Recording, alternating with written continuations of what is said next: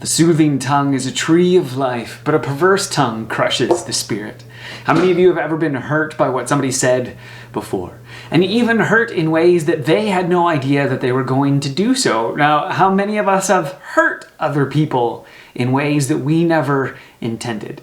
Well, today I want to give you a list of 3 ways to ensure that your words don't hurt others.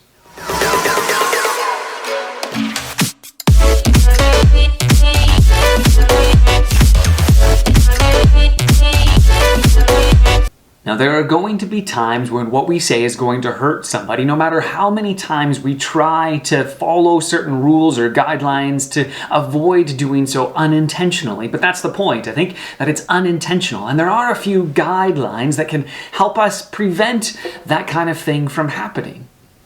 So here's the first rule. Never tell jokes that slander, or at least never tell jokes that slander someone else. We can have jokes at our own expense. In fact, that often shows a sign of humility and the ability to laugh at ourselves and not to take ourselves too seriously. That's actually a really good trait to have.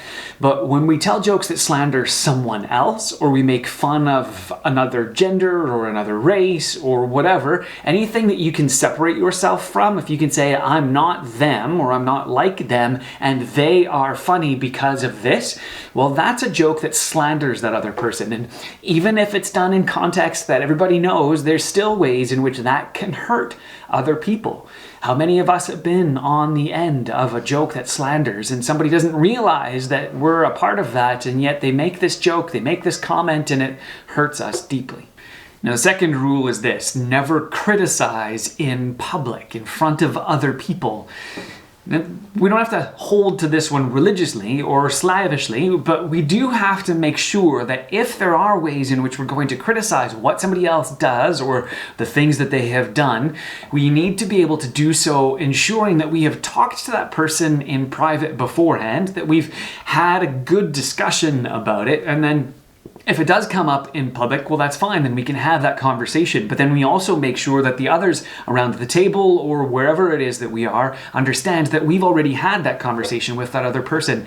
But when we just wait until we're in public in order to criticize another person, we make it almost impossible for them to be able to defend themselves without looking like they're being defensive or argumentative. We make it extremely difficult for them to be able to have an open conversation with us about the reasons in which we might be criticizing them. And so the relationship that we might have with them becomes one that is full of walls now instead of open barriers in which we can actually help one another.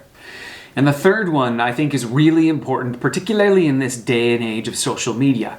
Never say anything about anyone that you would not say in their presence. Also keeping in mind the second rule that we don't criticize someone in public if we haven't talked to them in private ahead of time. So if we're having a discussion about someone, we should not say something about that particular person or about a particular group of people in ways that we would not say if they were not there. So what about you? What are some rules or some things that you follow to ensure that the words that you speak provide health and life to those around you and don't tear them down? And maybe share down below a funny story about a way in which something you said accidentally caused some problems in certain relationships.